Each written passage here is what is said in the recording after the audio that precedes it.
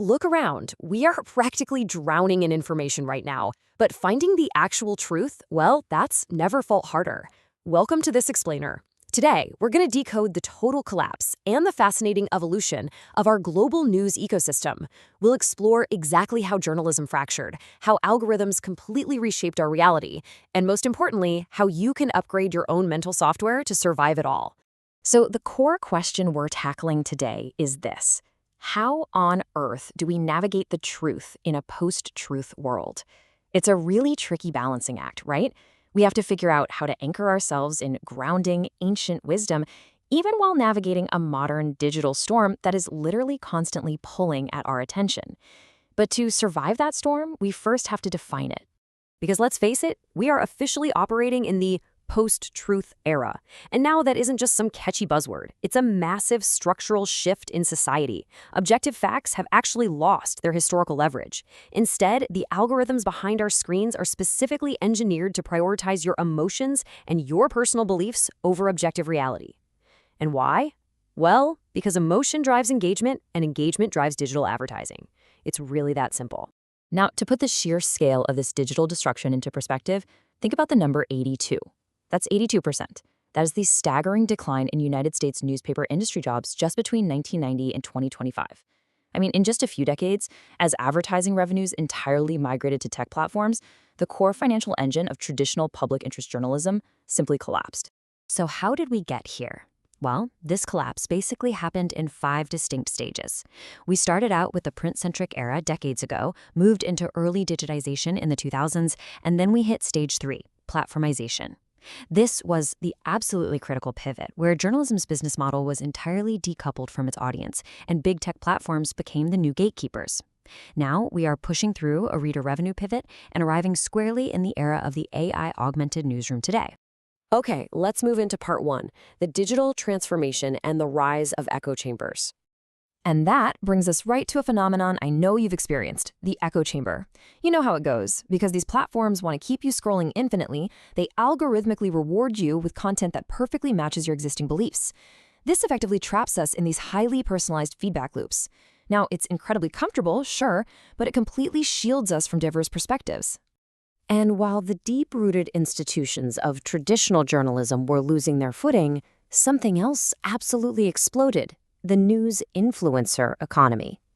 Today, non-journalists, content creators, and influencers wield unprecedented power over mass audiences.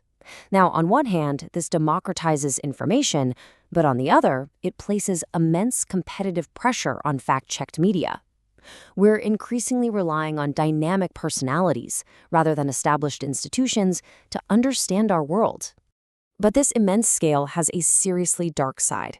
When audiences are weaponized by algorithms, it often leads to coordinated, deeply toxic, and sometimes highly sexualized political attacks directed right at journalists.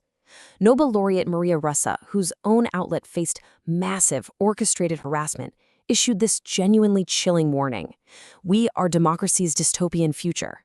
It's a stark reminder that when digital communities are manipulated at scale, the real-world consequences are devastating. Which brings us to part 2. The evolution as new guides emerge. Because of this intense environment, we've seen the rise of something incredibly vital: analytic and explanatory journalism.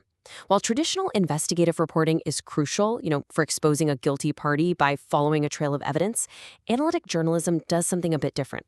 It gathers dispersed, complex data points and actually uses social science methods to explain a highly complex reality. It's really about connecting the dots for the public, rather than just breaking a scandal. And to actually deliver this deeper journalism safely, publishers are executing what researchers call the strategic retreat. To combat these toxic, algorithm-driven environments, digital-born news organizations are actively retreating from the endless pursuit of massive open scale. Think of it like building a strong, ancient fortress around their data.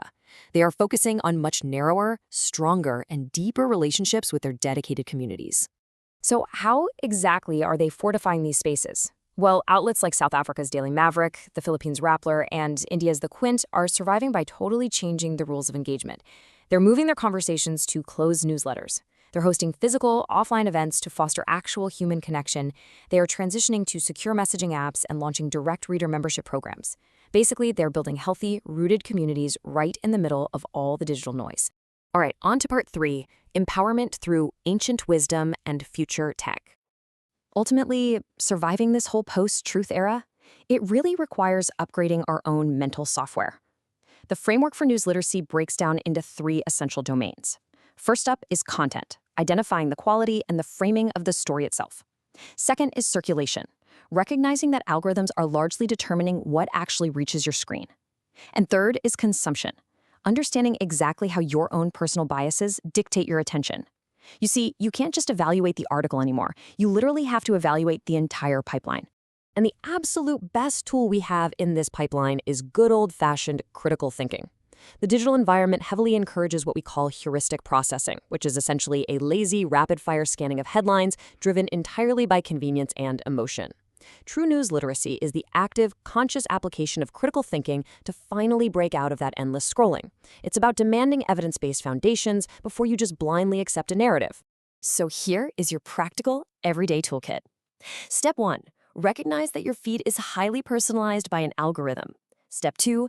Take a second to evaluate the credentials and the actual evidence within a source. Step 3. Eliminate the habit of just scanning headlines. And step 4, which is probably the most important, have the courage to reason beyond what is popular or what you previously believed. Adopting these steps is exactly how you transform from a passive consumer into an empowered, critical navigator. So, as we wrap up this explainer, I want to leave you with this final thought. The systems might have fundamentally changed, and yeah, algorithms will probably always try to dictate our reality. But at the end of the day, you hold the ultimate power of your attention. When you pick up your phone tomorrow morning, how will you consciously apply critical thinking to your own media diet? Thanks so much for joining me, and remember to keep questioning everything you see.